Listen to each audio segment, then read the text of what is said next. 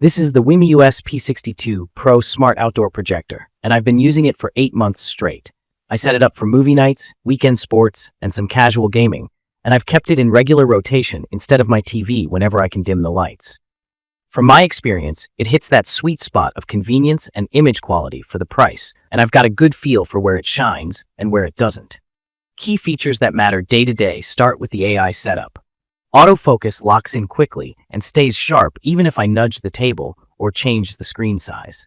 Auto keystone does a solid job when I'm slightly off-center, and the obstacle avoidance and screen alignment are surprisingly helpful when I move between my living room wall and a pull-down screen. I still try to square the projector physically because any digital correction softens the image a little, but the automation makes setup painless when I'm just trying to press play. The built-in Smart OS is the reason I leave my streaming stick unplugged most nights. Netflix, Prime Video, and YouTube are officially licensed here, which means I don't run into weird playback errors or black screens. In my opinion, this is a big plus for anyone who wants one remote and no extra dongles.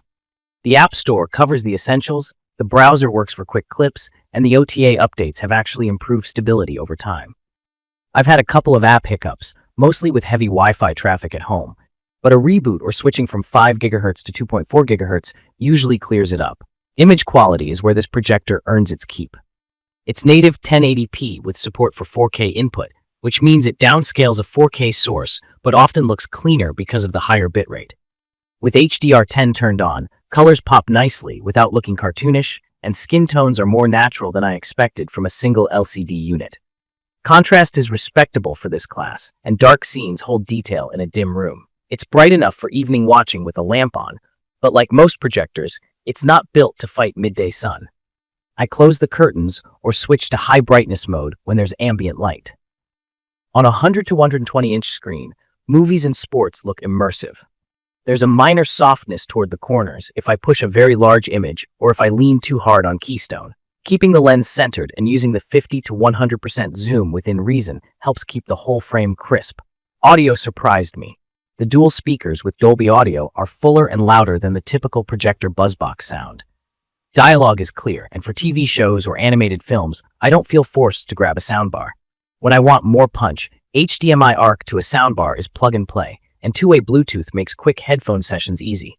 As with most Bluetooth setups, there can be a tiny delay depending on your headphones, but for late-night streaming, it's totally fine. Connectivity is thoughtful.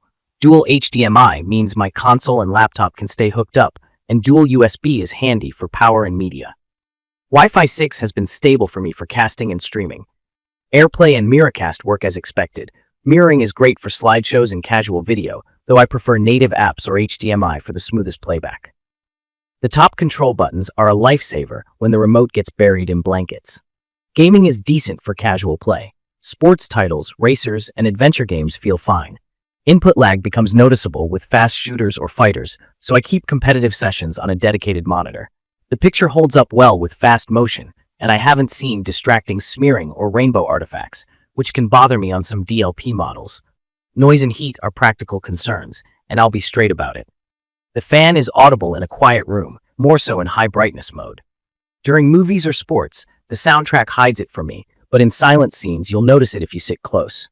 I keep the area ventilated and give the side vents a little space. If noise bothers you, standard brightness helps without making the picture look dull in a dim room.